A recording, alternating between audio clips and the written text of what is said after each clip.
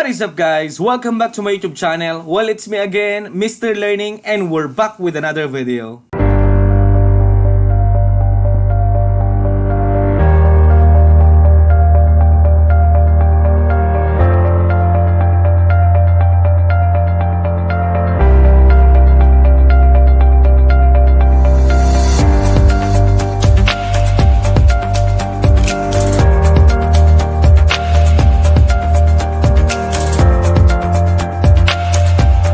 Today I'm just going to simply teach you of how to fix lag problems in NBA 2K14, and this is also applicable with 2K12 and 2K13. Okay, let's fix that lagging problem. You cannot play well. The gameplay is not so smooth. It feels like and you're gonna dribble the ball with that slow motion, and it's really embarrassing. That's why we've come up with this vlog to help you fix your problem, right? But before we proceed, my dear friends, if this is your first time to visit my channel, don't forget to support my channel. Don't forget to like, share, comment, and subscribe, and hit that notification bell for you to get updated with my latest uploads. In this channel, I'm always uploading video tutorials about computers and more. Okay.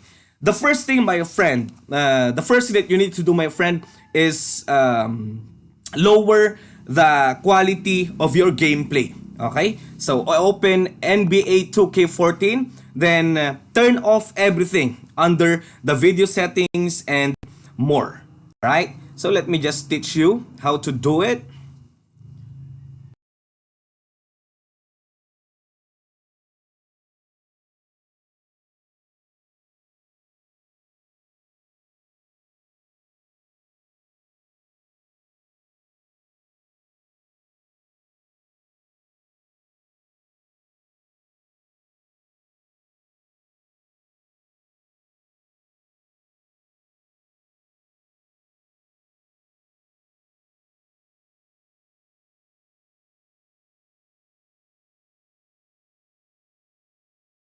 The next step, my dear friends, type in Windows R, then percentage app data percentage.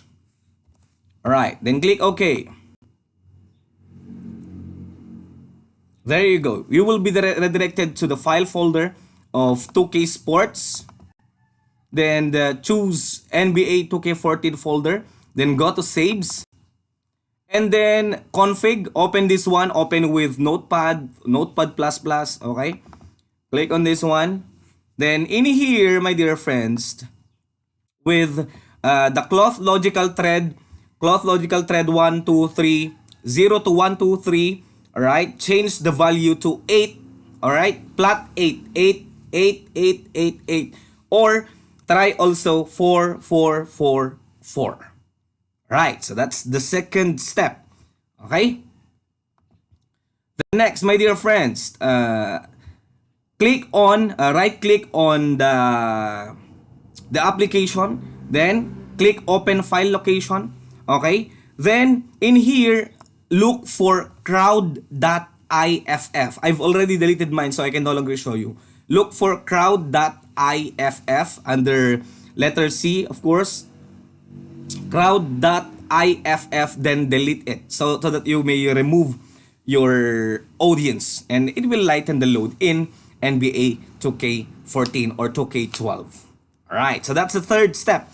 The next one, my dear friends, if you can still play smoothly or smoother, the best thing that you can do for now or right now is to reset or reformat your PC.